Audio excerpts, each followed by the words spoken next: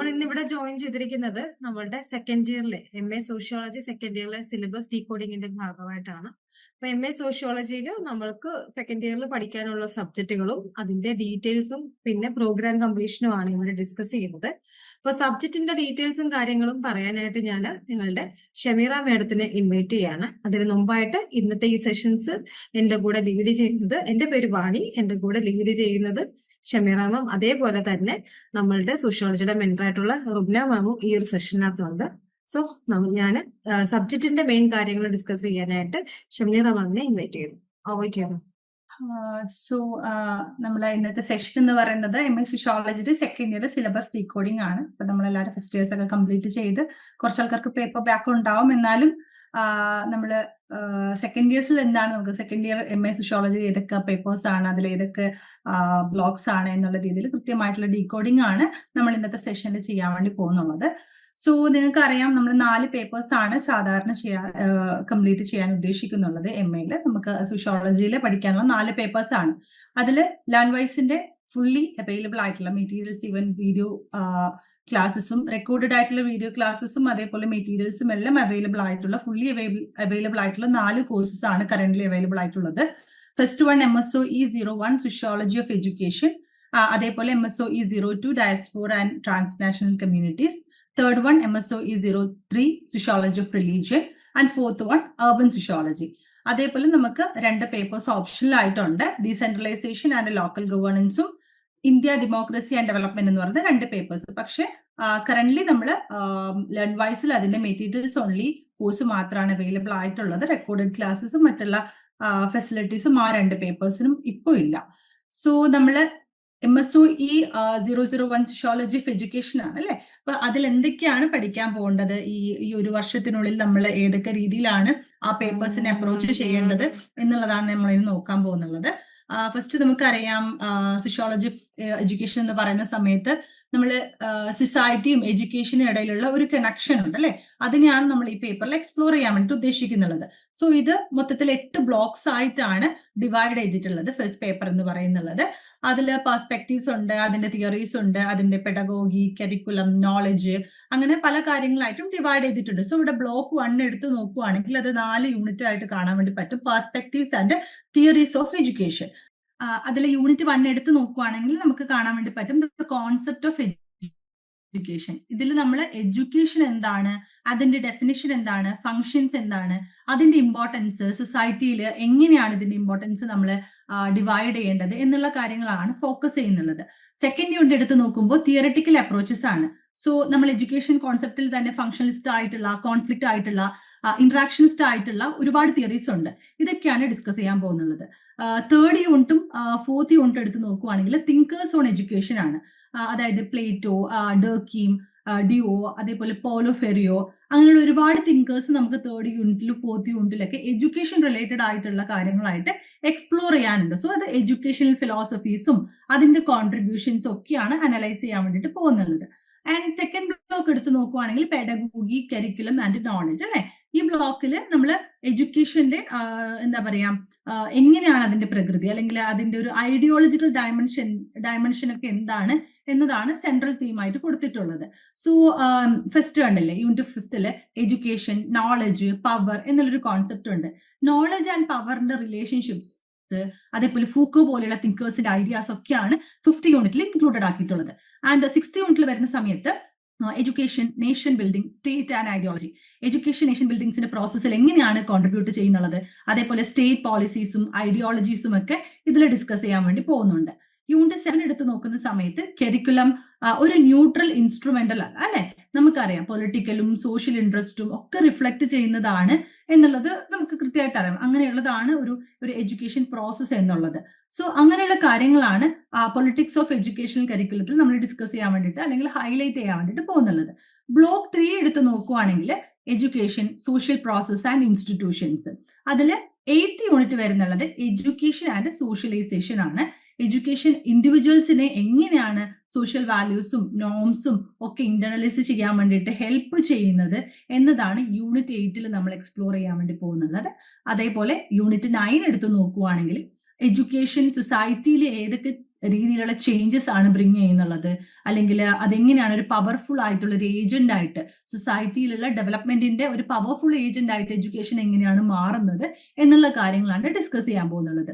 Unit 10 എടുത്ത് നോക്കിക്കഴിഞ്ഞാൽ education through ഇൻഡിവിജ്വൽസിനെ അവരുടെ സോഷ്യൽ സ്റ്റേറ്റസ് ഇംപ്രൂവ് ചെയ്യാൻ വേണ്ടിയിട്ട് കഴിയുന്നുണ്ട്, അല്ലെങ്കിൽ അതിലൂടെ മൊബിലിറ്റിന്റെ റോള് ഒക്കെ എക്സ്പ്ലെയിൻ ചെയ്യാൻ വേണ്ടിയിട്ട് ഹെൽപ്പ് ചെയ്യുന്നുള്ളത് ഇത്തരത്തിലുള്ള എഡ്യൂക്കേഷൻ ആൻഡ് സോഷ്യൽ മൊബിലിറ്റി എന്നുള്ള ചാപ്റ്റർ വഴിയാണ്, യൂണിറ്റ് വഴിയാണ്.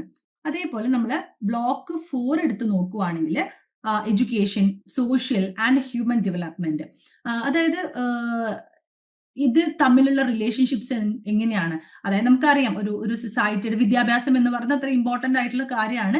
പക്ഷെ അതെങ്ങനെയാണ് സാമൂഹികപരമായിട്ടും അല്ലെങ്കിൽ ഹ്യൂമൻ ഡെവലപ്മെന്റിലോട്ടേക്കും നയിക്കുന്നത് എന്നുള്ള കാര്യമാണ് നമ്മൾ ബ്ലോക്ക് 4 ഡിവൈഡ് ചെയ്യുന്നുള്ളത്. യൂണിറ്റ് 11 എടുത്ത് നോക്കിക്കഴിഞ്ഞാൽ role of education in social and human development emerging perspectives, ഇതിൽ എഡ്യൂക്കേഷന്റെ പുതിയ പെർസ്പെക്റ്റീവ്സ്, ഡെവലപ്മെന്റിലുള്ള പ്രാധാന്യം എന്താണ് എന്നുള്ളതൊക്കെയാണ് ഡിസ്കസ് ചെയ്യുന്നുള്ളത്. യൂണിറ്റ് 12 എടുത്ത് നോക്കുമ്പോൾ role of education for empowerment of the marginalised ആയിട്ടുള്ള കമ്മ്യൂണിറ്റീസ്, ലൈക്ക് ദളിറ്റ്സ് ആണെങ്കിൽ, അല്ലെങ്കിൽ വിമൻ ആണെങ്കിൽ, ട്രാൻസ്ജെൻഡേഴ്സ് ആണെങ്കിൽ, അങ്ങനെ മൈനോറിറ്റി പല രീതിയിലുള്ള ഗ്രൂപ്പ്സും ഉണ്ട് അല്ലെ. അങ്ങനെ മാർജിനലൈസ്ഡ് ആയിട്ടുള്ള ഗ്രൂപ്പ്സിനെ എങ്ങനെയാണ് എംപവർ ചെയ്യുന്നതിൽ എഡ്യൂക്കേഷന്റെ റോള് എന്നുള്ള കാര്യങ്ങളാണ് യൂണിറ്റ് 12 നമ്മൾ എക്സ്പ്ലോർ ചെയ്യാൻ വേണ്ടിയിട്ട്, ഡിസ്കസ് ചെയ്യാൻ വേണ്ടിയിട്ട് പോകുന്നുള്ളത്. ആൻഡ് യൂണിറ്റ് 13 എടുത്ത് നോക്കുന്ന സമയത്ത് education and the policy of positive discrimination and affirmation action, so reservation policies, affirmative ആയിട്ടുള്ള ആക്ഷൻസ് എന്നിവയുടെ റോളും ഇത് ഇതിലൂടെ എങ്ങനെയാണ് എഡ്യൂക്കേഷൻ ഇമ്പാക്ട് കൊണ്ടുവരാൻ വേണ്ടിയിട്ട് സഹായിക്കുന്നത് എന്നുള്ള കാര്യങ്ങളാണ് എക്സ്പ്ലോർ ചെയ്യുന്നുള്ളത്. And when coming to the block 5 educational system comparative perspectives, അതായത് ഇതില് ഇന്റർനാഷണൽ ആയിട്ടുള്ള പെർസ്പെക്റ്റീവ്സ് ആണ് കുറച്ചും കൂടുതലായിട്ട് നമ്മൾ ഇമ്പോസ് ചെയ്യുന്നുള്ളത്. യൂണിറ്റ് 14 എടുത്ത് നോക്കുന്ന സമയത്ത് education, pluralism and multi culturalism, അതായത് എഡ്യൂക്കേഷൻ ഡൈവേഴ്സ് കൾച്ചേഴ്സും പ്ലൂറലിസ്റ്റിക് ആയിട്ടുള്ള വാല്യൂസിനും സപ്പോർട്ട് ചെയ്യാൻ വേണ്ടിയിട്ട് എങ്ങനെ സഹായിക്കുന്നു എന്നുള്ളതാണ് യൂണിറ്റ് 14 നമ്മൾ ഡിസ്കസ് ചെയ്യാൻ പോകുന്നുള്ളത്.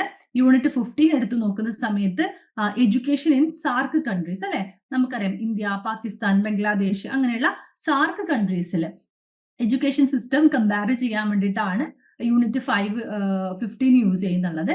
അതേപോലെ യൂണിറ്റ് 16 എടുത്ത് നോക്കുന്ന സമയത്ത് education in Europe, case study 2 പോലെ യൂറോപ്യൻ കോണ്ടെക്സ്റ്റിൽ എഡ്യൂക്കേഷൻ സിസ്റ്റംസ് പഠിക്കുന്ന സമയത്ത് കമ്പാരറ്റീവ് ആയിട്ടുള്ള ഒരു അണ്ടർസ്റ്റാൻഡിങ് നമുക്ക് ഡെവലപ്പ് ചെയ്യാൻ വേണ്ടിയിട്ട് സഹായിക്കും. കാരണം ഓൾറെഡി സാർക്ക് കൺട്രീസിന്റെ കൊടുത്തിട്ടുണ്ട്, പ്ലൂറലിസ്റ്റിക് ആയിട്ടുള്ള മൾട്ടി കൾച്ചറലിസം എന്നുള്ളൊരു കോൺസെപ്റ്റിന്റെ അണ്ടറിലായതുകൊണ്ട് തന്നെ യൂറോപ്പും സാർക്ക് കൺട്രീസും തമ്മിലുള്ള ഒരു എഡ്യൂക്കേഷൻ സിസ്റ്റത്തിന്റെ ഒരു കമ്പാരറ്റീവ് പെർസ്പെക്റ്റീവ് ആണ് നമുക്ക് ഇതിലൂടെ സാധ്യമാവുന്നുള്ളത്.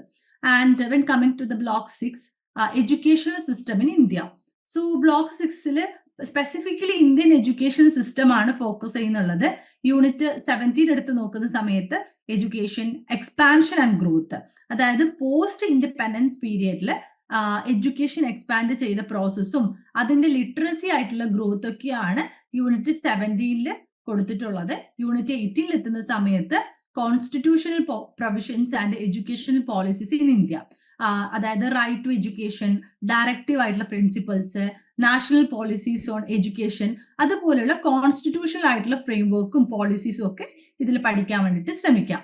അതേപോലെ യൂണിറ്റ് 19 എടുക്കുന്ന സമയത്ത് നമ്മളിപ്പം എന്താ പറയാ, യൂണിവേഴ്സലൈസേഷൻ ഓഫ് എലമെന്ററി എഡ്യൂക്കേഷൻ, നമുക്കറിയാം ഇന്ത്യൻ കോൺസെപ്റ്റിൽ സർവ ശിക്ഷ അഭിയാൻ, RT ആക്ട് പോലെയുള്ള ഇനീഷ്യേറ്റീവ്സ് ഒക്കെ ഉണ്ട് എഡ്യൂക്കേഷൻ സിസ്റ്റത്തിൽ.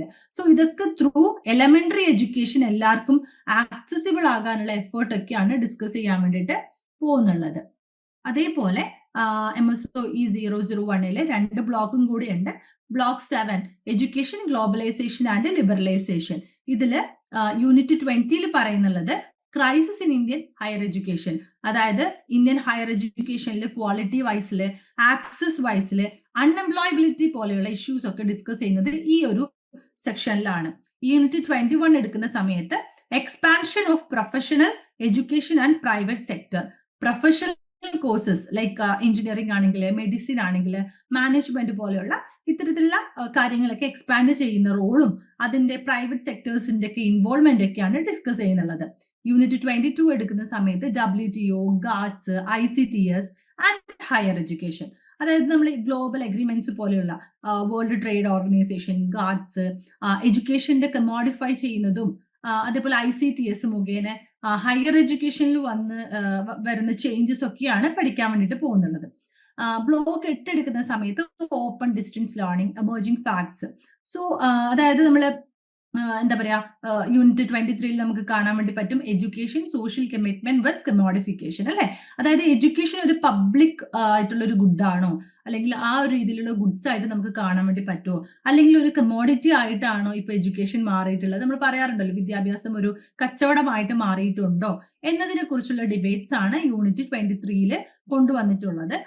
അതേപോലെ unit 24 social and philosophical foundation of ODL എന്ന് പറഞ്ഞു കഴിഞ്ഞാൽ ഓപ്പൺ ആൻഡ് ഡിസ്റ്റൻസ് ലേണിംഗ് എന്ന് പറയും. സോ ടെക്നോളജിക്കൽ, തിയറിറ്റിക്കൽ ആയിട്ടുള്ള അല്ലെങ്കിൽ ഫിലോസഫിക്കൽ ആയിട്ടുള്ള ഈ ഡിസ്റ്റൻസ് ലേണിംഗിന്റെ ഒരു പെർസ്പെക്റ്റീവ്സും ബാക്ക്ഗ്രൗണ്ട്സ് ഒക്കെയാണ് യൂണിറ്റ് 24 ഡിസ്കസ് ചെയ്യുന്നുള്ളത്. യൂണിറ്റ് 25 എടുക്കുന്ന സമയത്ത് ടെക്നോളജി, അതിന്റെ gaps, quality assurance, learners support എന്നിവയിലുള്ള ചേഞ്ചസ് ഒക്കെയാണ് ഡിസ്കസ് ചെയ്യാൻ വേണ്ടിയിട്ട് പോകുന്നുള്ളത്. യൂണിറ്റ് 26 എടുത്ത് നോക്കുന്ന സമയത്ത് ഇതിന്റെയൊക്കെ തന്നെ നേരത്തെ പറഞ്ഞ പോലെ ഓപ്പൺ ആൻഡ് ഡിസ്റ്റൻസ് ലേണിംഗിന്റെ ഒരു kind of future possibilities, especially digital ലേണിംഗും ഓൺലൈൻ എഡ്യൂക്കേഷനും മുഖേന ഓപ്പർച്യൂണിറ്റീസ് ഒക്കെ ഇതിൽ ഡിസ്കസ് ചെയ്യുന്നുണ്ട്. നമ്മൾ കറന്റ് ഇപ്പൊ പഠിച്ചുകൊണ്ടിരിക്കുന്നതും ഈ ഒരു ഓൺലൈൻ പ്ലാറ്റ്ഫോം ആയതുകൊണ്ട് തന്നെ നമുക്കത് കുറച്ചും കൂടുതലായിട്ട് കണക്ട് ചെയ്യാൻ വേണ്ടിയിട്ട് സാധിക്കും. സോ ഇതാണ് നമ്മുടെ MSOE 001 സോഷ്യോളജി ഓഫ് എഡ്യൂക്കേഷന്റെ സിലബസ് എന്ന് പറയുന്നത്. ഇനി നെക്സ്റ്റ് വരുന്നുള്ളത് MSOE 002 diaspora and translational studies, അല്ലെ? ഈ കോഴ്സിൽ നമ്മൾ ഡയസ്പോറ സ്റ്റഡീസും മൈഗ്രേഷനൊക്കെ കുറിച്ചിട്ടുള്ള ഒരു സോഷ്യോളജിക്കൽ പെർസ്പെക്റ്റീവ് ആണ് എക്സ്പ്ലോർ ചെയ്യുന്നുള്ളത്. ഇതിൽ മെയിൻ ആയിട്ടുള്ള ഫോക്കസ് എന്ന് പറയുന്നത് ഇന്ത്യൻ ഡയസ്പോറ, അവരുടെ മൈഗ്രേഷൻസ്, അവരുടെ സെറ്റിൽമെന്റ്സ്, അവരുടെ ഐഡന്റിറ്റി, അത് മുഖേന ഉണ്ടാവുന്ന ട്രാൻസ്നേഷണൽ കണക്ഷൻസ് ഒക്കെയാണ് എക്സ്പ്ലോർ ചെയ്യുന്നുള്ളത്. ബ്ലോക്ക് 1 അണ്ടർസ്റ്റാൻഡിങ് ഡയസ്പോറ, അതായത് ഡയസ്പോറ എന്ന കോൺസെപ്റ്റിന് ഒരു ബ്രോഡ് ഇൻട്രൊഡക്ഷൻ ആണ് ഈ ഒരു ബ്ലോക്ക് 1 കൊടുക്കാൻ വേണ്ടിയിട്ട് ഉദ്ദേശിക്കുന്നുള്ളത്. അതിൽ തന്നെ unit 1 conceptual understanding of Indian diaspora and ട്രാൻസ്നേഷണൽ studies. ഇതിൽ ഡയസ്പോറ എന്താണ്, അതിന്റെ ഫീച്ചേഴ്സ് എന്താണ്, അതിന്റെ ട്രാൻസ്നാഷണലിസം എന്ന സോഷ്യോളജിക്കൽ കോൺസെപ്റ്റ് ഒക്കെ എക്സ്പ്ലെയിൻ ചെയ്യാൻ വേണ്ടിയിട്ട് ട്രൈ ചെയ്യുന്നുണ്ട്. അതേപോലെ യൂണിറ്റ് 2 എടുക്കുന്ന സമയത്ത് approach to the study of Indian diaspora പഠിക്കാൻ സ്റ്റഡി ചെയ്യാനുള്ള ഒരു ഡിഫറെന്റ് അപ്രോച്ചസ്, ഹിസ്റ്റോറിക്കൽ ആയിട്ടുള്ള, കൾച്ചറൽ ആയിട്ടുള്ള, പൊളിറ്റിക്കൽ ആയിട്ടുള്ള, ഇക്കണോമിക്കൽ ആയിട്ടുള്ള അപ്രോച്ചസ് ഒക്കെ ഇതിൽ കവർ ചെയ്യുന്നുണ്ട്. യൂണിറ്റ് 3 എടുക്കുന്ന സമയത്ത് diasporic communities of the world, Indian diaspora മാത്രമല്ല വേറെ പല രീതിയിലുള്ള വേൾഡ് ഡയസ്പോറാസ് ഉണ്ട്, അല്ലെ? ജൂയിഷ് ആയിട്ടുള്ള, ആഫ്രിക്കൻ ആയിട്ടുള്ള, ചൈനീസ് ആയിട്ടുള്ള, ഇതൊക്കെ എക്സാമ്പിൾ ആയിട്ട് പഠിക്കുന്നത് യൂണിറ്റ് 3 അതേപോലെ ബ്ലോക്ക് 2 എടുക്കുന്ന സമയത്ത് സ്പെസിഫിക്കലി ഇന്ത്യൻ ഡയസ്പോറയുടെ ഒരു മൈഗ്രേഷൻ ജേർണിന്റെ ഒരു ഫാക്ടേഴ്സ് ആണ് ഫോക്കസ് ചെയ്യുന്നുള്ളത്. Unit 4 migration and settlements of Indian abroad, അതായത് ഇന്ത്യൻ കമ്മ്യൂണിറ്റീസ് എങ്ങനെയാണ് ഡിഫറെന്റ് കൺട്രീസിലൊക്കെ സെറ്റിൽ ചെയ്യുന്നുള്ളത്. അതേപോലെ unit 5 Indian emigration during colonial rule, അതായത് ഇൻഡക്ച്വർ ആയിട്ടുള്ള ലേബർ സിസ്റ്റംസിലെ ഇന്ത്യൻസിന്റെ അതായത് ഇന്ത്യൻസ് തന്നെ മൗറീഷ്യസ് ആയിട്ടുള്ള ആൾക്കാര്, കരീബിയൻസ്, ഫിജി പോലെയുള്ള പ്ലേസിൽ കൊണ്ടുപോയതിന്റെ ഹിസ്റ്ററിയൊക്കെ നമുക്ക് യൂണിറ്റ് 5 കവർ ചെയ്യാറുണ്ട്. Unit 6 post independence patterns of migration, അതായത് ഇൻഡിപെൻഡൻസ് കഴിഞ്ഞതിന് ശേഷം ഹൈലി സ്കിൽഡ് ആയിട്ടുള്ള പ്രൊഫഷണൽസ്, അല്ലെങ്കിൽ നഴ്സസ്, ഗൾഫ് മൈഗ്രേഷൻ എന്നിവയിലുള്ള ഒരു പുതിയ മൈഗ്രേഷൻ ട്രെൻഡ് ഒക്കെ ഇതിൽ എക്സ്പ്ലെയിൻ ചെയ്യാൻ വേണ്ടിയിട്ട് ട്രൈ ചെയ്യുന്നുണ്ട്. ബ്ലോക്ക് 3 എടുക്കുന്ന സമയത്ത് the profile of Indian diaspora, അല്ലെ? ഇതില് ജിയോഗ്രഫിക്കൽ ആയിട്ടുള്ള ഇന്ത്യൻ ഡയസ്പോറയുടെ ഒരു ജിയോഗ്രഫിക്കൽ ആയിട്ടുള്ള ഒരു സ്പ്രെഡും പ്രൊഫൈൽസുമാണ് ഫോക്കസ് ചെയ്യുന്നുള്ളത്. അതിൽ തന്നെ യൂണിറ്റ് 7 നമുക്ക് കാണാൻ വേണ്ടി പറ്റും ഇന്ത്യൻസ് ഇൻ ദ കരീബിയൻ, അല്ലെ? കൊളോണിയൽ പീരീഡില് ഇൻഡൻജോർ ആയിട്ടുള്ള ലേബർ സിസ്റ്റം മുഖേന കരീബിയനിൽ വന്നിട്ട് എങ്ങനെയാണ് ഇന്ത്യൻസ് സെറ്റിൽ ചെയ്തിട്ടുള്ളത് എന്നുള്ളതാണ് യൂണിറ്റ് 7 നമ്മൾ നോക്കാൻ വേണ്ടി പോകുന്നുള്ളത്. യൂണിറ്റ് 8 എടുക്കുന്ന സമയത്ത് especially east Africa, Kenya, Uganda, അതേപോലെ സൗത്ത് ആഫ്രിക്ക, ഇവിടെയൊക്കെ ഇന്ത്യൻസിന്റെ സെറ്റിൽമെന്റ്സും സ്ട്രഗിൾസും ഒക്കെ എങ്ങനെയാണെന്നുള്ളതാണ് ഇന്ത്യൻ ഡയസ്പോറ ഇൻ ആഫ്രിക്കയിൽ നമ്മൾ ഡിസ്കസ് ചെയ്യാൻ വേണ്ടി പോകുന്നുള്ളത്. Unit 9 Indian diaspora in south and south east Asia, Malaysia, Singapore, Sri Lanka എന്നിവയിലുള്ള diaspora കമ്മ്യൂണിറ്റീസിനൊക്കെ explore ചെയ്യാൻ വേണ്ടിയിട്ട് ട്രൈ ചെയ്യുന്നുണ്ട്. And when coming to the part unit 10, Indian diaspora in Europe. UK പോലുള്ള കൺട്രീസിലൊക്കെ മൈഗ്രേഷൻസ് ഐഡന്റിഫൈ ചെയ്യാനും അതിന്റെ പൊളിറ്റിക്സ് ഒക്കെ ഐഡന്റിഫൈ ചെയ്യാനും ഈ ഒരു യൂണിറ്റ് നമുക്ക് ഹെൽപ്പ് ചെയ്യും. നമുക്കറിയാം ഇപ്പൊ കറന്റ് അവൈലബിൾ ആയിട്ടുള്ള കറന്റ് ഓൺഗോയിങ് ആയിട്ടുള്ള സിറ്റുവേഷൻസ് ആണ് ഒരുപാട് സ്റ്റുഡൻസ് ഒക്കെ UK മൈഗ്രേറ്റ് ചെയ്യുന്നുള്ളത്. സോ യൂറോപ്പ് എന്നുള്ളത് നമുക്ക് എക്സാം എഴുതുന്ന സമയത്തൊക്കെ കുറച്ചും കൂടി കണക്ട് ചെയ്തിട്ട് എഴുതാൻ വേണ്ടി പറ്റുന്ന രീതിയിലുള്ള ഒരു ചാപ്റ്റേഴ്സ് ആണ്. സോ യൂണിറ്റ് 11 എടുത്ത് നോക്കിക്കഴിഞ്ഞാൽ Indian diaspora in the new world, especially north America, USA, Canada, highly skilled ആയിട്ടുള്ള മൈഗ്രേഷൻസ് ആണ് ഇവിടെ നടക്കുന്നുള്ളത്. IT പ്രൊഫഷണൽസ്, ഡോക്ടേഴ്സ്, എഞ്ചിനീയേഴ്സ്, ഇതിനെയൊക്കെ കുറിച്ചിട്ടാണ് നമ്മൾ യൂണിറ്റ് 11 ഡിസ്കസ് ചെയ്യാൻ വേണ്ടി പോകുന്നുള്ളത്. അതേപോലെ യൂണിറ്റ് 12 എടുത്ത് നോക്കുമ്പോൾ Indians in Australia, New Zealand and Fiji, colonial as well as recent migration patterns എന്നൊക്കെ പറയില്ലേ, അതാണ് നമ്മൾ യൂണിറ്റ് 12 എക്സ്പ്ലോർ ചെയ്യാൻ വേണ്ടി പോകുന്നുള്ളത്. യൂണിറ്റ് 13 എടുക്കുന്ന സമയത്ത് Indian diaspora in west Asia. West Asia എന്ന് പറയുമ്പോൾ ഗൾഫ് മൈഗ്രേഷന്റെ ഒരു പ്രാധാന്യവും കേരളത്തിനെ പോലെയുള്ള സ്റ്റേറ്റിലുള്ള ഇമ്പാക്റ്റും അല്ലെ നമുക്കറിയാം അല്ലെ, കേരളത്തിന് കേരളമാക്കി മാറ്റിയത് ഇത്തരത്തിലുള്ള ഗൾഫ് മൈഗ്രേഷൻസ് ആണ്. സോ ഇതിന്റെ ഒരു ഹൈലൈറ്റ് ആണ് നമുക്ക് യൂണിറ്റ് 13 കാണാൻ വേണ്ടിയിട്ട് പറ്റുന്നുള്ളത്. അതേപോലെ ബ്ലോക്ക് 4 എടുക്കുന്ന സമയത്ത് Indian diaspora linkages and policies.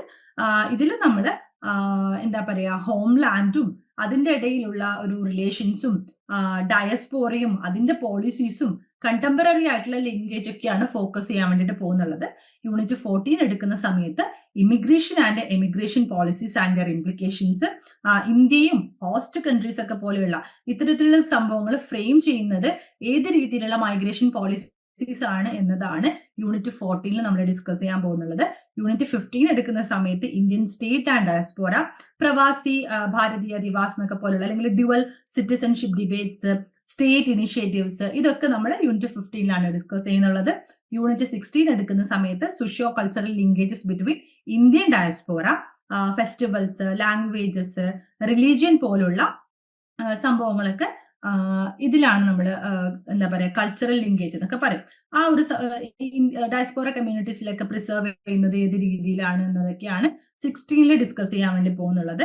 Unit 17 എടുക്കുന്ന സമയത്ത് homeland linkages, for example remittances, investments, political ആയിട്ടുള്ള ലോബിയിങ്, ഇമോഷണൽ ടൈസ് എന്നിവയൊക്കെ ലിങ്കേജ് ചെയ്യാൻ വേണ്ടിയിട്ടാണ് യൂണിറ്റ് 17 എക്സ്പ്ലെയിൻ ചെയ്യാൻ ഉദ്ദേശിക്കുന്നുള്ളത്.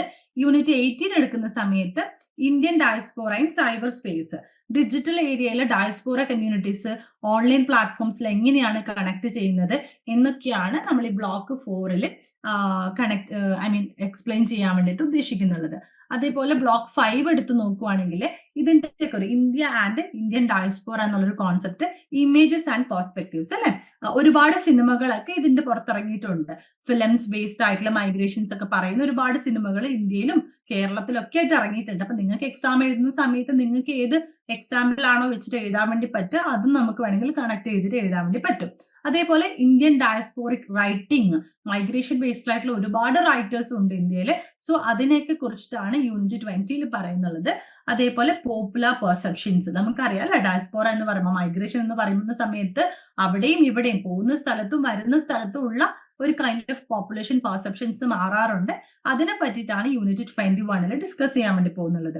ബ്ലോക്ക് 6 എടുക്കുന്ന സമയത്ത് identity, nation, state and transnational communities, അതായത് unit 22 identity, national, state and diaspora, ഇതിന്റെ ഒക്കെ ഡിഫറൻസ് ഒക്കെ പറയും. What is nation, what is state, what is tribe എന്നുള്ള കാര്യങ്ങളൊക്കെ ഡിസ്കസ് ചെയ്ത് യൂണിറ്റ് 22 യൂണിറ്റ് 23 എടുക്കുന്ന സമയത്ത് sub national identities in diaspora, unit 24 globalisation, nationalisation and transnational communities, ഇതിന്റെയൊക്കെ ഇമ്പോർട്ടൻസും കോൺസെപ്റ്റും അതിന്റെയൊക്കെ ഒരു രീതിയിലുള്ള ഒരു കോൺസെപ്ച്വൽ ബ്രേക്ക് ഡൗൺ ആണ് യൂണിറ്റ് 24 കൊടുക്കാൻ വേണ്ടിയിട്ട് ഉദ്ദേശിക്കുന്നുള്ളത്. അതേപോലെ വളരെ ഇമ്പോർട്ടന്റ് ആയിട്ടുള്ള മറ്റൊരു പേപ്പറാണ് സോഷ്യോളജി ഓഫ് റിലീജിയൻ എന്ന് പറയുന്നത്, MSOE 003. ഇതിലും നമുക്ക് നേരത്തെ പറഞ്ഞതുപോലെ 7 ബ്ലോക്സ് ഉണ്ട്. ഫസ്റ്റ് ബ്ലോക്കിൽ പറയുന്നത് ഡെഫിനിഷൻ ആൻഡ് അപ്രോച്ചസ് ആണ്. എന്താണ് റിലീജിയൻ അല്ല, റിലീജിയൻ എന്ന് പറഞ്ഞാൽ നമുക്ക് ഡർക്കിയും ഒക്കെ ആയിട്ട് വളരെ കണക്റ്റഡ് ആയിട്ടുള്ള ഒരു കോൺസെപ്റ്റ് ആണ്. സോ റിലീജിയനെ സോഷ്യോളജിക്കൽ പെർസ്പെക്റ്റീവിൽ എങ്ങനെയാണ് കാണാൻ വേണ്ടി സാധിക്കുന്നുള്ളത്, അല്ലെങ്കിൽ ആന്ത്രപ്പോളജിക്കൽ ആയിട്ട് നമ്മൾ റിലീജിയൻ ഏത് രീതിയിൽ അപ്രോച്ച് ചെയ്യാൻ വേണ്ടി പറ്റും. നമുക്ക് ചുമ്മാ ഇരുന്നിട്ട് ഒരു തിയറട്ടിക്കൽ ബേസ്ഡ് മാത്രമായിട്ട് റിലീജിയനെ പഠിക്കാൻ വേണ്ടി പറ്റത്തില്ല. നമ്മൾ ഒരു സമൂഹത്തിൽ ഇറങ്ങിയിട്ട് ഈ റിലീജിയൻ എന്നുള്ള ഒരു കോൺസെപ്റ്റിന്റെ ഇമ്പാക്ട് എന്താണ്, അത് സൊസൈറ്റിയിലെ സോളിഡാരിറ്റിക്ക് വേണ്ടിയിട്ട് ഏത് രീതിയിലാണ് ഇമ്പോസ് ചെയ്യുന്നുള്ളത് എന്നുള്ള കാര്യങ്ങളൊക്കെ നമുക്ക് പഠിക്കാൻ വേണ്ടി പറ്റുക യൂണിറ്റ് 2 പാർട്ടിലാണ്. യൂണിറ്റ് 3 എത്തുന്ന സമയത്ത് ഹിസ്റ്റോറിക്കൽ ആൻഡ് കമ്പാരിറ്റീവ് ആയിട്ടുള്ള ഒരു അപ്രോച്ച് ആണ് റിലീജിയനോട് സോഷ്യോളജിക്കൽ ആയിട്ട് കാണിക്കുന്നത്. അതിന്റെ ഒരു എന്താ പറയാ ഒരു ഡിഫറൻസിയേഷൻസ് ആണ് 3rd യൂണിറ്റിൽ പറയുന്നുള്ളത്. അതേപോലെ റിലീജിയൻ സൈക്കോളജിക്കൽ അപ്രോച്ചസ് നമ്മൾ പറയാറുണ്ടല്ലോ, റിലീജിയൻ ഇല്ലായിരുന്നെങ്കിൽ സൊസൈറ്റിയിൽ എന്ത് സംഭവിക്കുമായിരുന്നു, റിലീജിയൻ ഇല്ലായിരുന്നെങ്കിൽ സോളിഡാരിറ്റി ഉണ്ടാവില്ല എന്നതാണ് സോഷ്യോളജിക്കൽ അപ്രോച്ചസിൽ അല്ലെങ്കിൽ സോഷ്യോളജിക്കൽ പെർസ്പെക്റ്റീവിൽ തിയറിസ്റ്റുകളൊക്കെ പറഞ്ഞു വെക്കുന്നുള്ളത്. And when coming to block 2 classical theories. അപ്പം സോഷ്യോളജിയിൽ തന്നെ ഒരുപാട് തിയറിസ്റ്റുകൾ അതിനെ പറഞ്ഞു വെച്ചിട്ടുണ്ട്. അപ്പൊ അതിന്റെയൊക്കെ ഒരു എക്സ്പ്ലൈൻഡ് വേർഷൻ ആണ് ബ്ലോക്ക് 2 നമുക്ക് കാണാൻ വേണ്ടി സാധിക്കുന്നുള്ളത്. യൂണിറ്റ് 5 പറയുന്നത് മാർക്സിയൻ തിയറി. മാർക്സ് എങ്ങനെയാണ് റിലീജിയനെ കണ്ടിട്ടുള്ളത്. അതേപോലെ ക്ലാസിക്കൽ തിയറിസ്റ്റുകൾ എന്നൊക്കെ പറയുമ്പോൾ മാർക്സ് ഒക്കെ ആയിരിക്കും വരിക, ഡർക്കീം അങ്ങനെയുള്ള ആൾക്കാരായിരിക്കും നമുക്ക് പഠിക്കാൻ വേണ്ടിയിട്ട് വരിക. സോ ഫസ്റ്റ് യൂണിറ്റ് 5 പറയുന്നത് മാർക്സിയൻ തിയറി.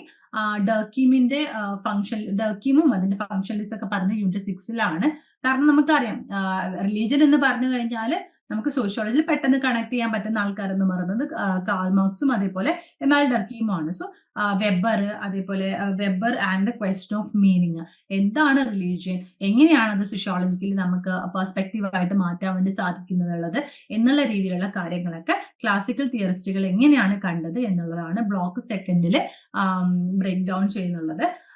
അതേപോലെ ബ്ലോക്ക് 3 എത്തുന്ന സമയത്ത് എത്നോഗ്രഫിക് സ്റ്റഡീസ് ഓഫ് റിലീജിയൻ. അപ്പൊ ഇതിൽ നമുക്ക് ശ്രദ്ധിക്കാൻ വേണ്ടി പറ്റുന്ന കാര്യം വെച്ചാൽ യൂണിറ്റ് 8 കൊടുത്തിട്ടുള്ളത് MN ശ്രീനിവാസ് ആണ് അല്ലെ. MN ശ്രീനിവാസ് എന്ന് പറയുന്നത് ഇന്ത്യയിലുള്ള ഒരു തിയറിസ്റ്റ് ആണ്. സോ ഏത് രീതി എത്നോഗ്രഫിക് ആയിട്ടുള്ള സ്റ്റഡീസ് ആണ് റിലീജിയനിൽ കൂടുതലായിട്ട് നമ്മൾ നേരത്തെ പറഞ്ഞു, തിയറിറ്റിക്കൽ ആയിട്ടുള്ള മാത്രം കാര്യങ്ങൾ പഠിച്ചാൽ പോരാ, മറിച്ച് എത്നോഗ്രഫിക്കൽ ആയിട്ടുള്ള അല്ലെങ്കിൽ ഒരു ആന്ത്രപ്പോളജിക്കൽ ആയിട്ടുള്ള ഒരു വേർഷൻ കൂടി നമ്മൾ സോഷ്യോളജിയിൽ റിലീജിയനെ അപ്രോച്ച് ചെയ്തിട്ടുണ്ട്. സോ യൂണിറ്റ് 8 ബ്രേക്ക് ഡൗൺ ചെയ്തിട്ടുള്ളത് MN ശ്രീനിവാസിന്റെ കൂർഗിൽ എങ്ങനെയാണ് എന്നുള്ള കാര്യങ്ങളൊക്കെ പഠിച്ചതിന്റെ ഒരു കേസ് സ്റ്റഡീസ് ആണ് പഠിക്കാനുള്ളത്.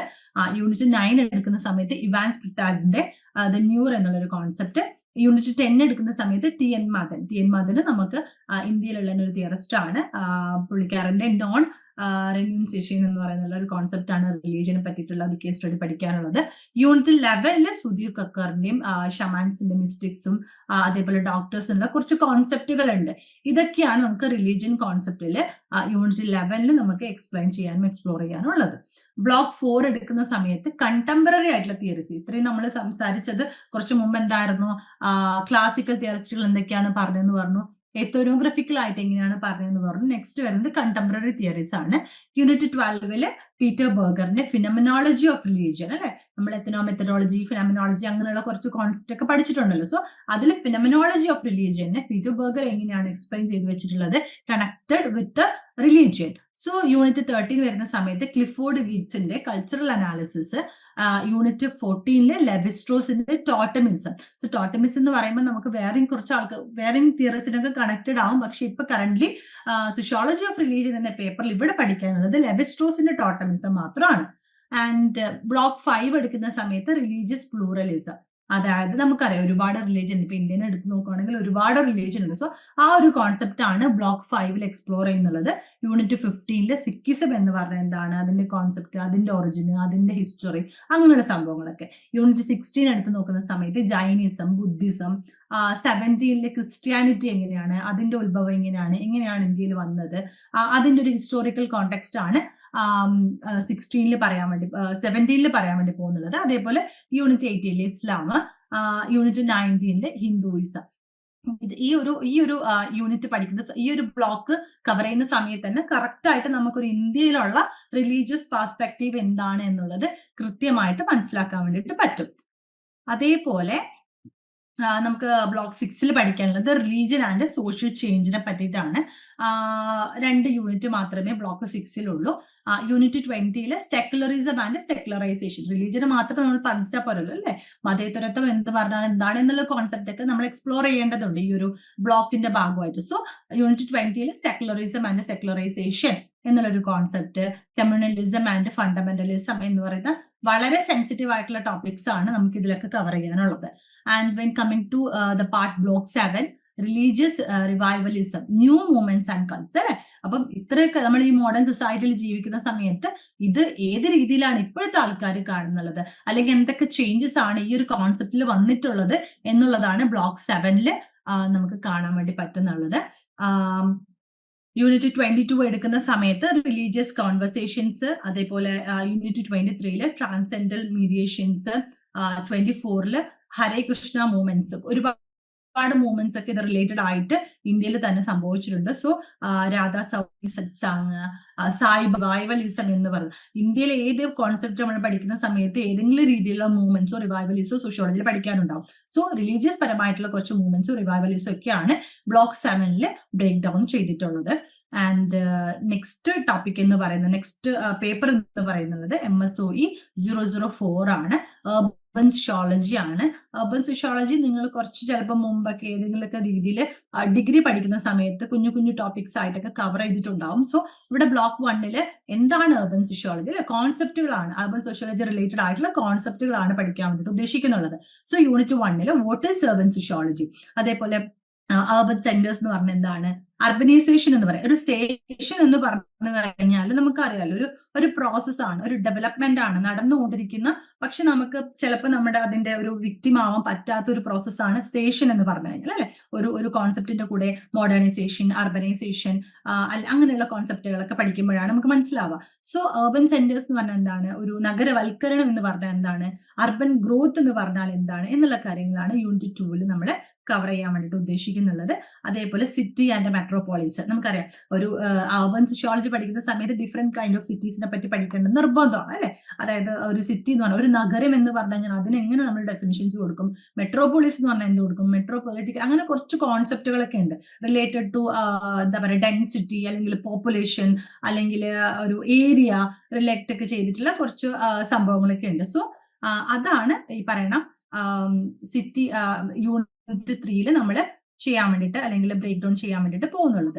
And when coming to unit 4 rural urban continuum, നമുക്കറിയാം അല്ലെ. അതായത് നമ്മൾ അർബനൈസേഷൻസ് പഠിക്കുമ്പോൾ സ്വാഭാവികമായിട്ടും അതിന്റെ ഇടയിൽ കടന്നു വരാൻ സാധ്യതയുള്ള ഒരു കോൺസെപ്റ്റ് ആണ് ഏർബൻ എന്ന് പറയുന്നത്. സോ ഇതിന്റെ രണ്ടിന്റെ ഒരു കോൺസെപ്റ്റ്, അല്ലെങ്കിൽ ഇവിടെ നിന്ന് അവിടത്തേക്ക് എത്തുന്നത്, അല്ലെങ്കിൽ നഗരവൽക്കരണത്തിന്റെ ഇടയിലുള്ള ഒരു പ്രോസസ്സിൽ ഏതൊക്കെ രീതിയിലുള്ള കാര്യങ്ങളാണ് കണക്റ്റഡ് ആവുന്നത് എന്നുള്ളതൊക്കെയാണ് യൂണിറ്റ് 4 റൂറൽ അർബൻ കോണ്ടിനത്തിൽ നമ്മൾ ഡിസ്കസ് ചെയ്യാൻ വേണ്ടി പോകുന്നുള്ളത്. ബ്ലോക്ക് 2 എടുക്കുന്ന സമയത്ത് urban ecological process and theories, അതായത് ഇൻവാൻഷൻ എന്ന് പറഞ്ഞാൽ എന്താണ്, സക്സഷൻ എന്ന് പറഞ്ഞു, കോൺസെൻട്രേഷൻ, സെൻട്രലൈസേഷൻ, സെഗ്രിഗേഷൻ, ഇതൊക്കെ നമ്മൾ ഒരു കൈൻഡ് ഓഫ് എന്താ പറയാ സ്റ്റേഷൻ എന്നുള്ളൊരു കോൺസെപ്റ്റ് പഠിക്കുന്ന സമയത്ത് വരാൻ സാധ്യതയുള്ള കോൺസെപ്റ്റുകളാണ്. ലൈക്ക് നമ്മൾ ഒരു ഏർബൻ ഇക്കോളജിക്കൽ പ്രോസസ്സിന്റെ ഭാഗമായിട്ട് ഇൻവാൻഷൻ ഉണ്ടാവുന്നു, സക്സഷൻ ഉണ്ടാവുന്നു, കോൺസെൻട്രേഷൻ ഉണ്ടാവുന്നു, സെൻട്രലൈസേഷൻ ഉണ്ടാവുന്നു, സെഗ്രിഗേഷൻ ഉണ്ടാവുന്നു എന്നുള്ള കാര്യങ്ങളൊക്കെ. അതേപോലെ unit 6 models of urban growth, ചെറിയ കോൺസെൻട്രേറ്റഡ് ആയിട്ടുള്ള സോൺസ് ഉണ്ടാവും, സെക്ടേഴ്സ് ആയിട്ട് നമ്മൾ ഒരു സിറ്റീനെ അല്ലെങ്കിൽ ഒരു ഏർബൻ പ്രോസസ്സിന് നമ്മൾ തരംതിരിക്കാനുള്ള സാധ്യതയുണ്ട്. മൾട്ടിപ്പിൾ ആയിട്ടുള്ള ന്യൂക്ലിയസ് ഉണ്ടാവാനുള്ള സാധ്യതയുണ്ട്, എക്സ്പ്ലോയിറ്റേഷൻ ഉണ്ടാവാനുള്ള സാധ്യതയുണ്ട്, എക്സ്പ്ലോയിറ്റേറ്റീവ് ആയിട്ടുള്ള സെക്ടേഴ്സ് ഉണ്ടാവാനുള്ള സാധ്യതയുണ്ട്, സിംബോളിക് ആയിട്ടുള്ള സാധ്യതകളുണ്ട്. സോ ഇതൊക്കെയാണ് യൂണിറ്റ് 6 കവർ ചെയ്യുന്നുള്ളത്. യൂണിറ്റ് 7 എടുക്കുന്ന സമയത്ത് social area analysis and recent advances ഒക്കെയാണ് പറയാൻ വേണ്ടിയിട്ട് പോകുന്നുള്ളത്.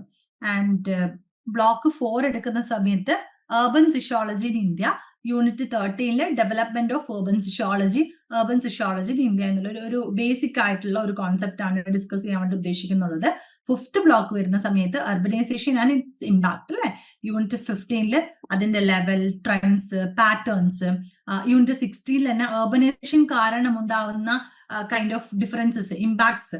നഗരവൽക്കരണം കാരണം മാരേജ് എന്നുള്ളൊരു സിസ്റ്റത്തിന് എത്രത്തോളം ചേഞ്ചസ് വന്നു, ഫാമിലി എന്നുള്ളൊരു കോൺസെപ്റ്റിന് എത്രത്തോളം ചേഞ്ചസ് വന്നു, കിൻഷിപ്പ് എന്നുള്ളൊരു കോൺസെപ്റ്റിന് എത്രത്തോളം ചേഞ്ചസ് വന്നു, അതിന്റെ രീതികൾക്ക് മാറ്റം വന്നു, അതിന്റെ സ്ട്രക്ചറിനും ഫംഗ്ഷൻസിനും മാറ്റം വന്നു അല്ലെ. ഇപ്പൊ പണ്ടത്തെ പോലെ നമ്മൾ ഫാമിലി എന്ന് പറഞ്ഞു കഴിഞ്ഞാൽ ഇങ്ങനെയാണെന്നും പറഞ്ഞിട്ട് കൃത്യമായിട്ടുള്ള ഒരു ചട്ടക്കൂട്ടിലൊന്നും ഒതുക്കാൻ വേണ്ടിയിട്ട് പറ്റത്തില്ല. സോ അതിന്റെയൊക്കെ ഒരു മാറ്റങ്ങൾ, ഇമ്പാക്ട്സ് ഒക്കെയാണ് 5th യൂണിറ്റിൽ പറയുന്ന, ബ്ലോക്ക് 5 16th യൂണിറ്റിൽ പറയുന്നുള്ളത്. യൂണിറ്റ് 17 എടുക്കുന്ന സമയത്ത് traditional neighbourhoods and modern സിറ്റീസും, unit 18 എടുക്കുന്ന സമയത്ത് urban influences on rural areas. ഇതൊക്കെ നമ്മൾ ഈ ഒരു പ്രോസസ്സിലൂടെ നമ്മളും കടന്നു പോകുന്നത് കൊണ്ട് നിങ്ങൾക്ക് വായിക്കുമ്പോഴും പഠിക്കുമ്പോഴും കുറച്ചും കൂടി ഈസി ആവാനും എക്സാം എഴുതുന്ന സമയത്ത് നമുക്ക് എക്സാമ്പിൾസ് ഒക്കെ വെച്ചിട്ട് കണക്ട് ചെയ്ത് എഴുതാനുള്ള സാധ്യതകളുണ്ട്. കുറച്ചും കൂടി എളുപ്പമായിട്ടുള്ള കോൺസെപ്റ്റുകളൊക്കെയാണ് ഇപ്പൊ പറഞ്ഞു പോയത്. അതേപോലെ urbanization ആൻഡ് ഇറ്റ്സ് ഇമ്പാക്റ്റില് ലെവൽ, നേരത്തെ നമ്മൾ പറഞ്ഞതുപോലെ urban influence on rural areas ആണ് നമ്മൾ പറഞ്ഞു വെച്ചിട്ടുള്ളത്. ആൻഡ് ബ്ലോക്ക് 6 എടുത്ത് നോക്കുമ്പോൾ സിറ്റി ആൻഡ് ഓക്യുപ്പേഷൻസ്, കമ്പാരിറ്റീവ് ആയിട്ടുള്ള ഒരു പെർസ്പെക്റ്റീവ്സ്, കേസ് സ്റ്റഡീസ് ആണ് ബ്ലോക്ക് 6 കൊടുത്തിട്ടുള്ളത്. First one formal sector, urban informal sectors ഉണ്ട് അല്ലെ. നമുക്കറിയാം ഒരു ഫോർമൽ സെക്ടർ എന്ന് പറഞ്ഞു കഴിഞ്ഞാൽ പ്രൈവറ്റൈസ്ഡ് ആയിട്ടുള്ള കുറച്ച് ജോബ്സ്, ആ റിലേറ്റഡ് ആയിട്ടുള്ള ഒരു കൈൻഡ് ഓഫ് ഓക്യുപ്പേഷണൽ രീതികളാണ്. സോ അത് ഒരു കമ്പാരിറ്റീവ് പെർസ്പെക്റ്റീവ് പോലെയാണ് ബ്ലോക്ക് 6 കൊടുത്തിട്ടുള്ളത്. യൂണിറ്റ് 20 urban കോൺസെപ്റ്റിൽ തന്നെ, നഗരത്തിൽ തന്നെ ഇൻഫോർമൽ ആയിട്ടുള്ള കുറച്ച് സെക്ടേഴ്സ് ഒക്കെ ഉണ്ട്. ഇപ്പൊ നമുക്കറിയാം ഒരു ഫ്ലാറ്റില് പല ആൾക്കാരും ചിലപ്പോൾ ജോലി ചെയ്യുന്ന ഫോർമൽ ഒരു വൈറ്റ് കോളർ ജോബിലായിരിക്കും. പക്ഷെ അതേ ഫ്ലാറ്റിൽ തന്നെ ചിലപ്പോൾ ജോലിക്ക് വരുന്ന സ്ത്രീകളുണ്ടാവും, മെയ്ഡ്സ് ഉണ്ടാവും. അവർ urban ഇൻഫോർമൽ സെക്ടറിൽ വർക്ക് ചെയ്യുന്ന ആൾക്കാരായിരിക്കും. സോ അതിന്റെ ഡിഫറൻസിയേഷൻസ് ഒക്കെ എന്താണ് എന്നുള്ളതൊക്കെയാണ് അവിടെ എക്സ്പ്ലോർ ചെയ്യുന്നുള്ളത്. And unit 21 changing occupational structure and impact of economic liberalisation എന്നുള്ള രീതിയിൽ വളരെ കൃത്യമായിട്ട് ഒരു പൊളിറ്റിക്കൽ ബേസിൽ തന്നെ പറഞ്ഞു വെക്കാനുള്ള ഒരു ശ്രമം നടന്നിട്ടുണ്ട്. ആൻഡ് MSOE 004 urban sociology തന്നെ block 7 urban issues in India. നമുക്കറിയാം ഈവൻ എല്ലാത്തിന്റെയും ഒരു ബേസ് എന്ന് പറഞ്ഞാൽ ഡെവലപ്മെന്റ് ആണ്. പക്ഷെ എന്നിരുന്നാൽ പോലും ഇതിന്റെയൊക്കെ ബേസിൽ ഇതൊക്കെ എത്രയൊക്കെ ഡെവലപ്മെന്റ് നടന്നാലും അതിന്റെ ബാക്കിൽ കുറച്ച് പ്രശ്നങ്ങൾ ഉണ്ടാവും അല്ലെ. അത് മെയിൻ ആയിട്ടുള്ളത് പോവർട്ടി ആണ്. കുറച്ച് ആൾക്കാർ വളരുന്ന സമയത്ത് ദ സെയിം ടൈം മറ്റുള്ള ആൾക്കാർ അതിന്റെ എന്താ പറയാ അണ്ടർനീത്തിലോട്ടേക്ക് പോയിക്കൊണ്ടിരിക്കുന്നുണ്ടാവും. സോ പോവർട്ടി എന്ന് പറയുന്നത് ഒരു മെയിൻ ഇഷ്യൂ ആണ്, ഒരു അർബൻ ഇഷ്യൂ ആണ്. നമ്മൾ കൺമുമ്പിൽ കണ്ടില്ലെങ്കിൽ പോലും. അതേപോലെ സ്ലംസ്, ഒരുപാട് സ്ലംസ് ഉണ്ടാവുന്നുണ്ട്. പിന്നെ എൻവയോൺമെന്റൽ ആയിട്ടുള്ള, ഇൻഫ്രാസ്ട്രക്ചർ വൈസ് ആയിട്ടുള്ള ഒരുപാട് ഇഷ്യൂസ് ഒക്കെ ഉണ്ടാവുന്നുണ്ട്. അപ്പൊ നമ്മുടെ നാട്ടിൻപുറത്തൊക്കെ ജീവിക്കുമ്പോൾ ഒരുപാട് ചെറിയൊരു വീടും ഒരുപാട് ചുറ്റും ഒരുപാട് സ്ഥലവും അങ്ങനെയൊന്നും ആയിരിക്കില്ല നമ്മൾ നഗരത്തിലോട്ടേക്ക് പോകുന്ന സമയത്ത് അല്ലെ. അവിടെ കുറച്ചും കൂടി എൻവയോൺമെന്റൽ കുറച്ച് എന്താ പറയുക അറ്റ്മോസ്ഫിയറിക് ആയിട്ടുള്ള കുറെ ഇഷ്യൂസ് ഉണ്ടാവും. കുറെ മലിനീകരണങ്ങളൊക്കെ നമ്മൾ നേരിടേണ്ടതുണ്ട്. അതൊക്കെയാണ് യൂണിറ്റ് 24 ഡിസ്കസ് ചെയ്യാൻ വേണ്ടിയിട്ട് പോകുന്നുള്ളത്. ആൻഡ് ബ്ലോക്ക് 8 urban ഗവേണൻസ് എന്നുള്ളൊരു കോൺസെപ്റ്റ് ഉണ്ട്.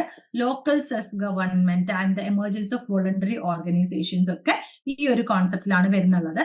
അതേപോലെ അർബൻ പ്ലാനിങ്, ഇനി നമുക്കൊരു സുസ്ഥിര വികസനത്തിന് വേണ്ടിയിട്ട് ഏത് രീതിയിലാണ് അർബൻ പ്ലാനിങ് നടത്തേണ്ടത്, അല്ലെങ്കിൽ കറന്റ് എങ്ങനെയാണ് നടന്നു പോയിക്കൊണ്ടിരിക്കുന്നത് എന്നുള്ള കാര്യങ്ങളൊക്കെ യൂണിറ്റ് 26 പറഞ്ഞു വെക്കുന്നുള്ളത്. Unit 27 media and urban governance എന്നുള്ളൊരു കോൺസെപ്റ്റിലും കൂടി നമ്മൾ ബ്ലോക്ക് 8 പറഞ്ഞു വെക്കുന്നുണ്ട്. സോ പിന്നെ ഉള്ളത് MPS 003 ഇന്ത്യ ഓപ്ഷണൽ ആയിട്ടുള്ള പേപ്പേഴ്സ് ആണ് ഡെമോക്രസി ആൻഡ് ഡെവലപ്മെന്റ്. സോ ഇതിൽ യൂണിറ്റ് കുറച്ച് ബ്രേക്ക് ഡൗൺ ആയിട്ട് കൊടുത്തിട്ടുണ്ട്. യൂണിറ്റ് 1 എന്ന് പറയുന്നത് legacy of national movements with reference to developments, rights, participation. Second യൂണിറ്റിൽ debates of models of development, developmental concept ആണ്. അപ്പം ഒരു ഡെമോക്രസി എന്നുള്ളൊരു കോൺസെപ്റ്റും ഡെവലപ്മെന്റ് എന്നുള്ള ഒരു കോൺസെപ്റ്റും നമ്മൾ കണക്ട് ചെയ്തിട്ടാണ് ഈ ഒരു പേപ്പറിൽ ഡിസ്കസ് ചെയ്യുന്നുള്ളത്. തേർഡ് യൂണിറ്റിൽ കോൺസ്റ്റിറ്റ്യൂഷൻ ആൻഡ് സോഷ്യൽ ട്രാൻസ്ഫോർമേഷൻസ്.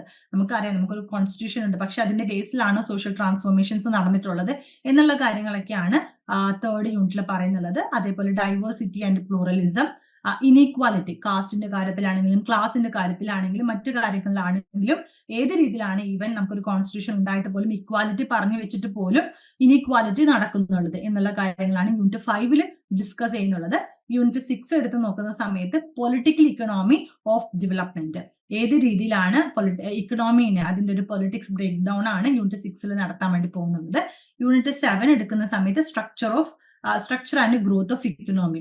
അതിന് നേരത്തെ നമ്മൾ പറഞ്ഞതുപോലെ പോവേർട്ടി ഉണ്ടാവാം, സർപ്ലസ് ആയിട്ടുള്ള കാര്യങ്ങളുണ്ടാവും. പക്ഷെ സർപ്ലസ് എപ്പോഴും ആർക്കായിരിക്കും? ഭൂർഷ്വാസികൾക്കായിരിക്കും എന്നുള്ളത് മാത്രമായിരിക്കും മിച്ചം, അല്ലെ? സോ അൺഈവനസ് ആയിട്ടുള്ള അല്ലെങ്കിൽ ഇനീക്വൽ ആയിട്ടുള്ള ഒരു കൈൻഡ് ഓഫ് ഒരു ഡിവൈഡ് ആണ് എപ്പോഴും ഇത്തരത്തിലുള്ള എന്താ പറയാ ഒരു ഗ്രോത്ത് ഓഫ് ഇക്കണോമിന്റെ ബേസിൽ നടക്കാൻ വേണ്ടി പോകുന്നുള്ളത്. യൂണിറ്റ് 8 ലെജിസ്ലേച്ചർ എന്താണെന്ന് പറയുന്നുണ്ട്, ബ്യൂറോക്രസി എന്താണെന്ന് പറയുന്നുണ്ട്, പോലീസ്, ആർമി, ഇങ്ങനെയുള്ള കാര്യങ്ങളൊക്കെ. എന്തിനു വേണ്ടിയിട്ടാണ് പോലീസ്? ബ്യൂറോക്രസി നമുക്കറിയാം, മാക്സ് വെബറിന്റെ കോൺസെപ്റ്റ് ഒക്കെ എടുത്ത് നമ്മൾ വളരെ കൃത്യമായിട്ട് തിയറിസ്റ്റിന്റെ ബേസിൽ തിയറി കോൺസെപ്റ്റിൽ പഠിച്ചതാണ് ബ്യൂറോക്രസി, അല്ലെ? സോ അതൊരു കോൺസെപ്റ്റ്, കൈൻഡ് ഓഫ് ഒരു ഡെമോക്രസി ഡെവലപ്മെന്റ് എന്നുള്ളൊരു കോൺസെപ്റ്റിലോട്ടേക്ക് വരുമ്പോൾ അവിടെ ഏത് രീതിയിലാണ് ബ്യൂറോക്രസിനെ വർക്ക് ചെയ്യുന്നുള്ളത്, അല്ലെങ്കിൽ ഏത് രീതിയിലാണ് പോലീസും ആർമിയും ഒക്കെ നമ്മൾ കോൺസെൻട്രേറ്റ് ചെയ്യാൻ വേണ്ടിയിട്ട് ഉദ്ദേശിക്കുന്നുള്ളത് എന്നുള്ള കാര്യങ്ങളാണ് പറഞ്ഞു പോകുന്നുള്ളത്. യൂണിറ്റ് 10 എന്ന് പറയുന്നത് ലീഗൽ സിസ്റ്റം ആൻഡ് ജുഡീഷ്യറി ആണ്. 11 federalism, 12 devolution of powers and local self government, പിന്നെ 13 political parties and political participation. ഇത്രയും കാര്യങ്ങളാണ് നമുക്ക് ഓപ്ഷണൽ പേപ്പർ ആയിട്ടുള്ള ഇന്ത്യ. അതെ, workers and peasant movements in India. നമുക്കറിയാം വർക്കേഴ്സിനെ പറ്റിയിട്ട് ഒരുപാട് പെസന്റ് മൂവ്മെന്റ്സ് ഒക്കെ ഉണ്ട് നമുക്ക്. സോ അതിനെ പറ്റിയിട്ടൊക്കെ ഡീറ്റെയിലിംഗ് ആയിട്ട് യൂണിറ്റ് 14 പറയുന്നുണ്ട്. മീഡിയ ആൻഡ് പബ്ലിക് പോളിസിനെ പറ്റിയിട്ട് ബ്രേക്ക് ഡൗൺ ചെയ്യുന്നുണ്ട്.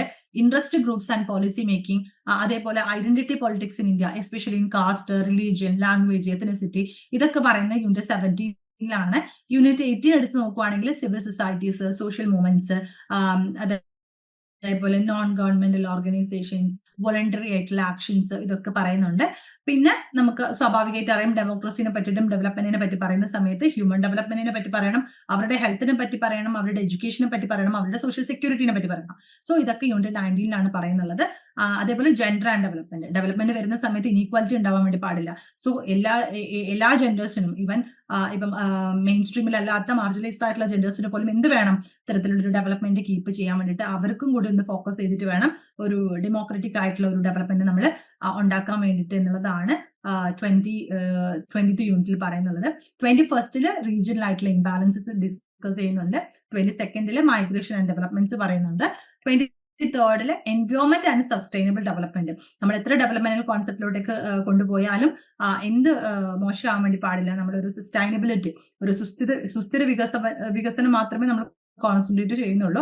ഇനി വരുന്ന തലമുറയ്ക്കും കുറച്ചും കൂടി അവർക്കും അനുഭവിക്കാം രീതിയിൽ തന്നെ ബാക്കിയുള്ള കാര്യങ്ങൾ മിച്ചം വെക്കണം എന്നുള്ളതാണ് ഇവിടെ പറഞ്ഞു വെക്കാൻ വേണ്ടി ട്രൈ ചെയ്യുന്നുള്ളത്. അതേപോലെ ഇക്കണോമിക് റിഫോംസ് ഉണ്ട്, ഗ്ലോബലൈസേഷൻസ് ഉണ്ട്, ഇത്തരത്തിലുള്ള കാര്യങ്ങളൊക്കെ 24th യൂണിറ്റിൽ പറയുന്നുണ്ട്.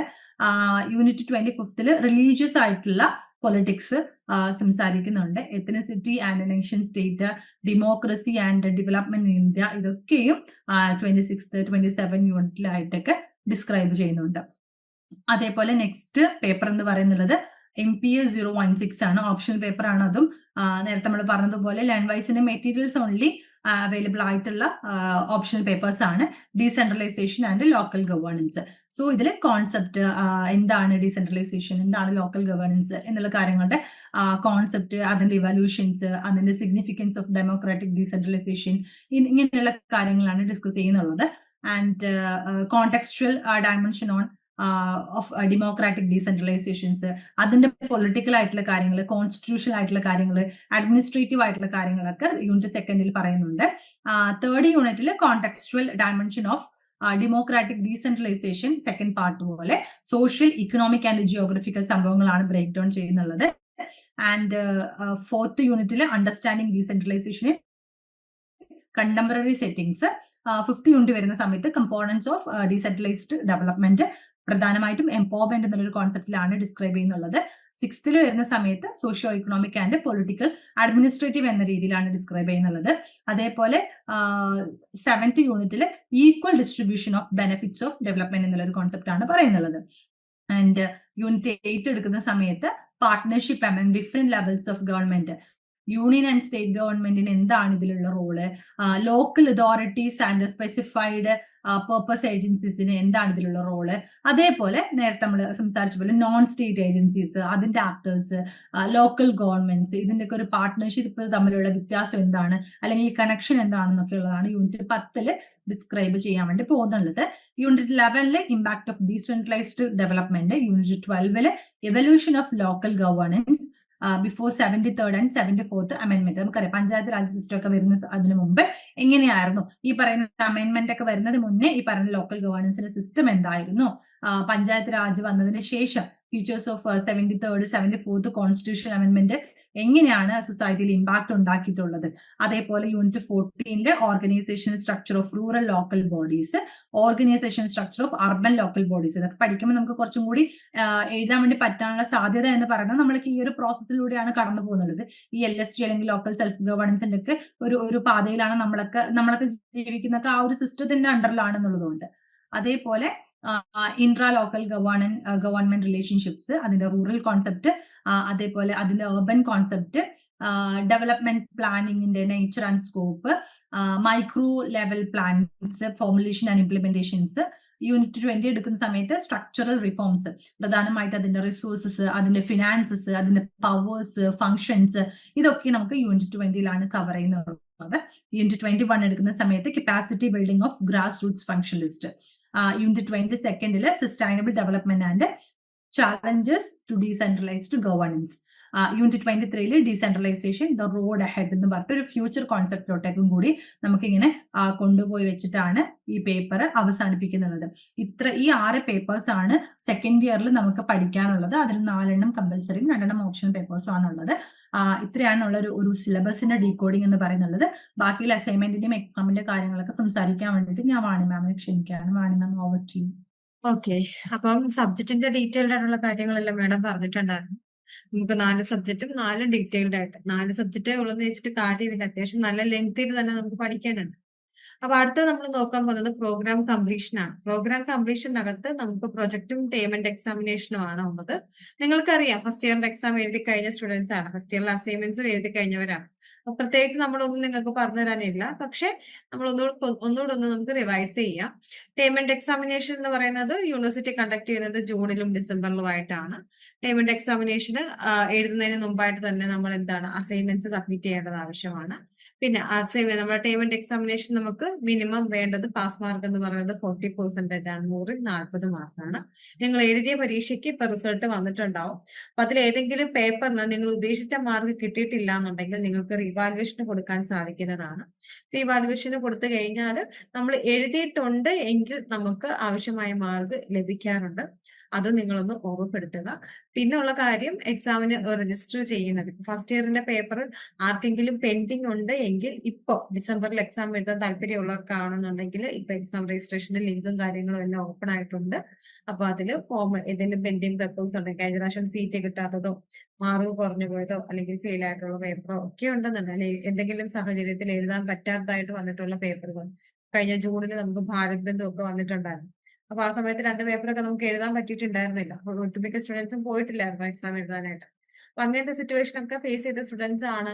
അങ്ങനെയുള്ള പേപ്പറുകൾ നമുക്ക് ഇപ്പൊ ഡിസംബറിൽ എഴുതാൻ നിങ്ങൾക്ക് താല്പര്യം ഉണ്ടെങ്കിൽ എക്സാമിന് രജിസ്റ്റർ ചെയ്യാവുന്നതാണ്. പിന്നെ പ്രാക്ടിക്കലോ കാര്യങ്ങളോ ഒന്നും നമുക്ക് വരുന്നില്ല, അതുകൊണ്ട് നമ്മൾ സ്പെസിഫൈ ചെയ്ത് പറയുന്നില്ല.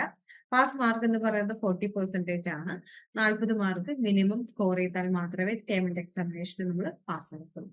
അടുത്തത് ഫൈനൽ സ്കോർ ആണ്. ഫൈനൽ സ്കോർ നമ്മൾ നോക്കുന്നത് എങ്ങനെയാന്ന് വെച്ചാൽ, ഇപ്പൊ എത്രയാണോ നമ്മൾക്ക് കിട്ടുന്ന സ്കോർ, അസൈൻമെന്റിൽ എത്രയാണോ 100ൽ എത്ര മാർക്കാണോ നമുക്ക് കിട്ടുന്നത്, അതിന്റെ 30%ഉം, അതേപോലെ ടേം ആൻഡ് എക്സാമിനേഷന് 100ൽ എത്ര മാർക്കാണോ നമുക്ക് ലഭിക്കുന്നത് അതിന്റെ 70%ഉം എടുത്തിട്ടാണ് ഓരോ സബ്ജക്റ്റിന്റെയും അഗ്രിഗേറ്റ് സ്കോർ നമ്മൾ ഫിക്സ് ചെയ്യുന്നത്. അഗ്രിഗേറ്റ് സ്കോർ ഫിക്സ് ചെയ്യുന്നത് അസൈൻമെന്റ്സിന് എത്രയാണോ 100ൽ കിട്ടുന്നത് അതിന്റെ എത്രയാണ് 30%ഉം, ടേം ആൻഡ് എക്സാമിനേഷൻ എത്രയാണോ കിട്ടുന്നത് അതിന്റെ 70%ഉം എടുത്തിട്ടാണ് ഒരു സബ്ജക്റ്റിന്റെ ഫുള്ളായിട്ടുള്ള സ്കോർ നമ്മൾ ഫിക്സ് ചെയ്യുന്നുണ്ടാവും. പിന്നെ ഉള്ളത് നമുക്ക് മോഡേൺ ടൂൾസ് ആണ്. നമ്മളുടെ ലാംഗ്വേജിൽ നിങ്ങൾക്ക് അറിയാം, നിങ്ങളുടെ ആപ്ലിക്കേഷനകത്ത് നിങ്ങൾക്ക് എല്ലാ കാര്യങ്ങളും ലഭ്യമാണ്. അതിനെപ്പറ്റി നമുക്ക് ഡീറ്റെയിൽഡ് ആയിട്ടുള്ള 1 ഇയർ കംപ്ലീറ്റ് ചെയ്ത സ്റ്റുഡൻസ് ആണ്. അപ്പൊ അഡീഷണൽ ആയിട്ട് കാര്യങ്ങളോ ആപ്പിന്റെ കാര്യങ്ങളോ നിങ്ങൾക്ക് സ്പെസിഫൈ ചെയ്ത് പറഞ്ഞു തരേണ്ട ആവശ്യമില്ല. എന്നാൽ പോലും നമ്മളുടെ ആപ്ലിക്കേഷനകത്ത് സെക്കൻഡ് ഇയറിലേക്ക് നമുക്ക് പഠിക്കാനുള്ള സബ്ജക്റ്റുകൾ നമുക്ക് 4 കോഴ്സാണ് നമ്മളുടെ സപ്പോർട്ട് ചെയ്യുന്നത്. ആ 4 കോഴ്സിന്റെയും നമ്മളുടെ റെക്കോർഡ് ചെയ്ത വീഡിയോസ് അവൈലബിൾ ആണ്. 2 മെറ്റീരിയൽസ് മാത്രമാണ് അവൈലബിൾ ആയിട്ടുള്ളത്. അതേപോലെ തന്നെ വാല്യൂ ആഡഡ് നോട്ട്സ് ആയിട്ട് വരുന്നത് ഹെൽപ്പ് ബുക്കും അതേപോലെ EXE എക്സാം സ്പെഷ്യൽ ഗൈഡുമാണ്. ഇത് രണ്ടും നമ്മുടെ ആപ്ലിക്കേഷനകത്ത് ഓരോ സബ്ജക്റ്റിന്റെയും യൂണിറ്റ് വൈസ് അവൈലബിൾ ആണ്. പിന്നെ എക്സാം PDF എക്സാം സ്പെഷ്യൽ ഗൈഡും അത് പ്രീവിയസ് ഇയറിൽ എക്സാംസിൽ ചോദിച്ചിട്ടുള്ള ക്വസ്റ്റ്യൻസും അതിന്റെ ആൻസേഴ്സും എക്സാക്ട് ഒരു 20 മാർക്കിന്റെ അല്ലെങ്കിൽ 40 മാർക്കിന്റെ തിയറി ഫോർമാറ്റിൽ എസ്എ ഫോർമാറ്റിൽ തന്നെയാണ് ആപ്ലിക്കേഷനകത്ത് തന്നിട്ടുള്ളത്. പിന്നെ അസൈൻമെന്റ് ഗൈഡ് ബുക്ക് നമ്മളുടെ അസൈൻമെന്റ്സിന്റെ ക്വസ്റ്റ്യൻസ് വന്നിട്ടുണ്ട് എങ്കിൽ വാലിഡിറ്റി ഉള്ളതാണ്. ഇപ്പൊ അടുത്ത് നമ്മുടെ എക്സാം വരുന്നത് എന്താണ് ജൂണിലാണ്. അപ്പൊ ആ ടൈം വരെ വാലിഡിറ്റി ഉള്ള ക്വസ്റ്റ്യൻസ് ആണെങ്കിൽ നമുക്ക് അവൈലബിൾ ആണ്. ഓക്കെ, അതിന്റെ ആൻസേഴ്സ് നമ്മുടെ ആപ്ലിക്കേഷനകത്ത് അവൈലബിൾ ആവും. നിങ്ങളൊന്ന് ചെക്ക് ചെയ്യുക. ഇല്ലാന്നുണ്ടെങ്കിൽ നിങ്ങളുടെ കൺസൾട്ട് മെന്ററെ കണക്ട് ചെയ്യും. അടുത്തതുള്ളത് വേറെ ടൂൾസ് ആണ്. അഡീഷണൽ ടൂൾസ് ലാംഗ്വേജ് പ്രൊവൈഡ് ചെയ്യുന്ന അഡീഷണൽ ടൂൾസ് ആൻഡ് സപ്പോർട്ട് ആണ്. നിങ്ങൾക്കറിയാം പ്രീവിയസ് ഇയർ എക്സാംസ് നമ്മുടെ PYQ എന്ന് പറയും ഇല്ലേ, previous year question paper ultimate analysis, PYQ videos, ഓരോ സബ്ജക്റ്റിന്റെയും ഇമ്പോർട്ടന്റ് ആയിട്ടുള്ള കാര്യങ്ങൾ. അപ്പൊ PYQ കണ്ടിട്ട് പോയാൽ തന്നെ പരീക്ഷയ്ക്ക് നമ്മൾക്ക് ജയിക്കാനുള്ള മാർക്ക് എല്ലാം കിട്ടുന്നതായിരിക്കും PYQല്. പിന്നെ ഉള്ളത് IGNOU മോഡൽ എക്സാംസ് ആണ്.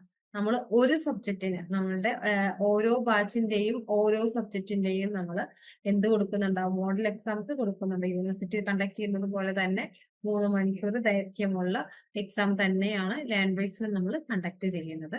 അത് ഏതെങ്കിലും ഒരു കോഴ്സ് ആയിരിക്കും സെലക്ട് ചെയ്യുന്നുണ്ടാവുക. പിന്നെ എക്സാം സ്പെഷ്യൽ ഡെസ്ക് ആയിട്ടുള്ള ഇതുപോലെ എക്സാം രജിസ്ട്രേഷന്റെ സഹായത്തിനായിട്ട് മെന്റേഴ്സും അതേപോലെ തന്നെ കോർഡിനേറ്റേഴ്സും ലാംഗ്വേജിൽ അവൈലബിൾ ആണ്.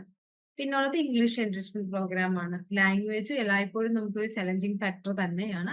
അപ്പൊ ലാംഗ്വേജ് എങ്ങനെ ഇംപ്രൂവ് ചെയ്യണം എന്നുള്ളത് അതിന്റെ ഒരു ബേസിക് ലെവൽ തൊട്ട് അഡ്വാൻസ് ലെവൽ വരെ നമ്മൾക്കത് കംപ്ലീറ്റ് അല്ലെങ്കിൽ അതിൽ ഇംപ്രൂവ് ചെയ്യാൻ പറ്റുന്ന രീതിയിലാണ് നമ്മുടെ English enrichment programme language provide ചെയ്യുന്നത്. നമ്മുടെ ആപ്ലിക്കേഷനകത്ത് അതിന്റെ ബേസിക് തൊട്ട് അഡ്വാൻസ് ലെവൽ വരെയുള്ള ക്ലാസ്സസ് അവൈലബിൾ ആണ്. പ്രീ റെക്കോർഡ് ആണ്.